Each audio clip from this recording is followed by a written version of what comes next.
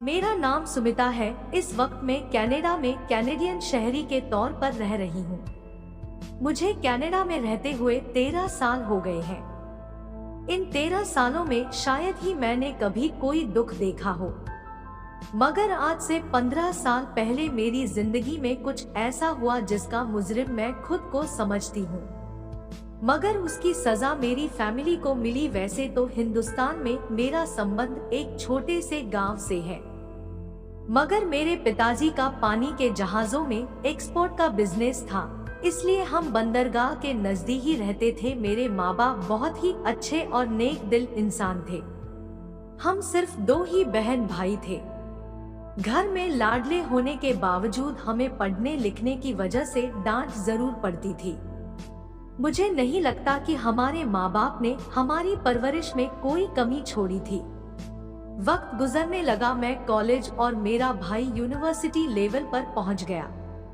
मेरा भाई MBBS कर रहा था और उसके बाद अमेरिका जाकर दिल का स्पेशलिस्ट बनना चाहता था, जबकि मैं ICS कर रही थी और आगे जाकर टेक्सटाइल डिजाइनिंग की फील्ड चुनना चाहती थी, मगर ऐसा ना कर सकी। हुआ कुछ यूं के कॉलेज में पढ़ते हुए मुझे एक लड़के से, जिसका नाम नवीन था, मोहब्बत हो गई। नवीन स्टील मिल में एडमिन की पोस्ट पर काम करता था। जल्द ही अपना छोटा सा प्लांट लगाने की ख्वाहिश रखता था।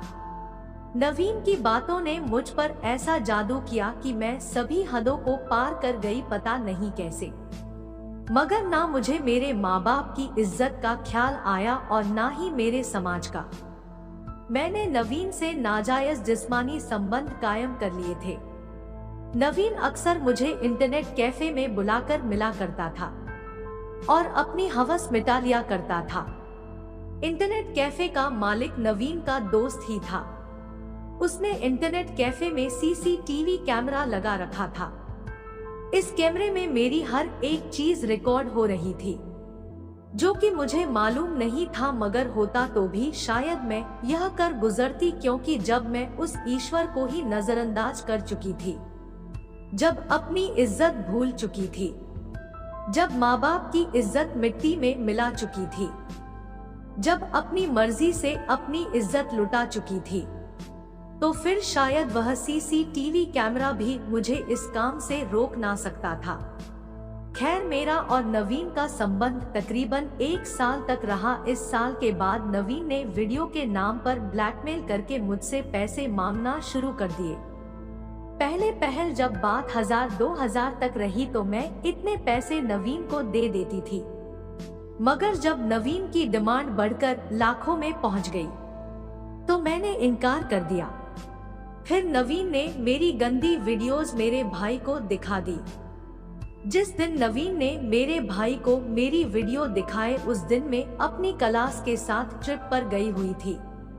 मेरा भाई मेरा ही नहीं, किसी रिश्तेदार का भी वीडियो होता तो यह बर्दाश्त ना कर पाता, और हुआ भी यूं ही।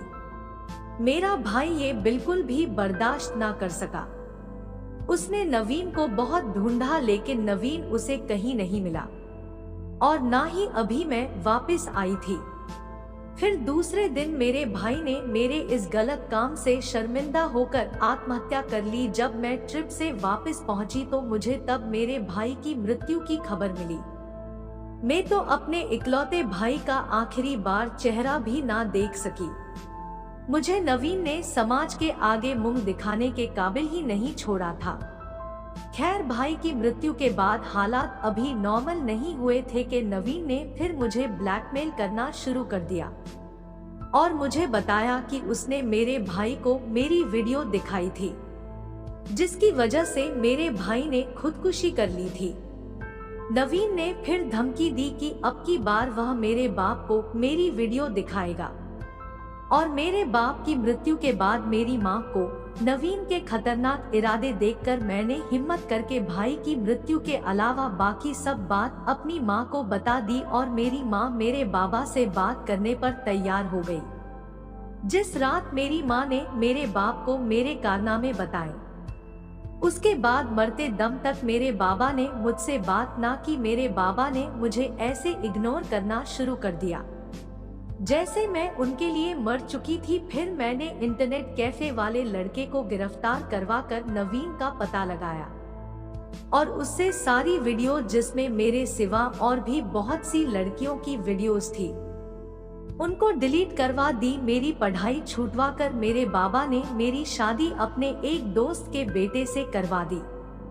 मेरे बाबा ने अपने दोस्त को सारी हकीकत बता दी। मेरे बाबा ने शादी वाले दिन भी मुझसे कोई बात ना की। यहाँ तक कि विदा करने के वक्त मैंने बाबा के पाँव पकड़ने चाहे, लेकिन उन्होंने मुझे झटक दिया और मेरी माँ ने मुझे सीने से लगाकर विदा कर दिया। मेरे पति का नाम रवीश है, यह कनाडा में काम करते हैं। मैं भी उनके साथ कनाडा आ गई हूँ। मेरे बाबा की बीमारी के वक्त में हिंदुस्तान थी और बाबा का जब आखिरी वक्त करीब था तो मैं उनसे मिलने अस्पताल पहुंची। मुझे देखते ही उन्होंने मेरी माँ को चिल्लाकर कहा, इससे कहो चली जाए यहाँ से, इसने मेरे साथ बहुत बुरा किया है। और तभी मेरी नजरों के सामने मेरे बाबा ऊपर वाले को प्यारे हो गए। उनकी मृत्यु के कुछ महीनों बाद ही मेरी माँ की भी मृत्यु हो गई। मेरे 2 बेटे हैं। मेरे पति ने कभी मेरी इन करतूतों के बारे में मुझसे सवाल नहीं किया। कभी मुझे जिंदगी में कोई दुख नहीं आया, मगर एक गैर व्यक्ति की मोहब्बत ने मेरा सब कुछ मुझसे छीन लिया। जब से मेरे भाई की मृत्यु हुई है मुझे कभी सुकून नसीब नहीं हुआ। आज भी ऊपर वाले से अपने पापों की माफी मांगती हूँ, मगर अब पता नहीं क्यों लाख कोशिशों के बावजूद भी मुझे सुकून महसूस नहीं होता है। मैं बस सभी लड़कियों से यह कहना चाहती हूँ कि नाजायज मोहब्बत का अंजाम बड़ा दर्दनाक होता है। क्यों दोस्तों, आपका क्या कहना है इस कहानी के बारे में? कमेंट करके हमें जरूर बताना। वीडियो को लाइक करके चैनल को सब्सक्राइब कर लीजिए और साथ में घंटी को दबाकर ऑल पर सेट कर लें ताकि आने वाली वीडियो आपको तुरंत मिले। मुझे दीजिए अगली वीडियो तक इजाजत, तब तक के लिए धन्यवाद।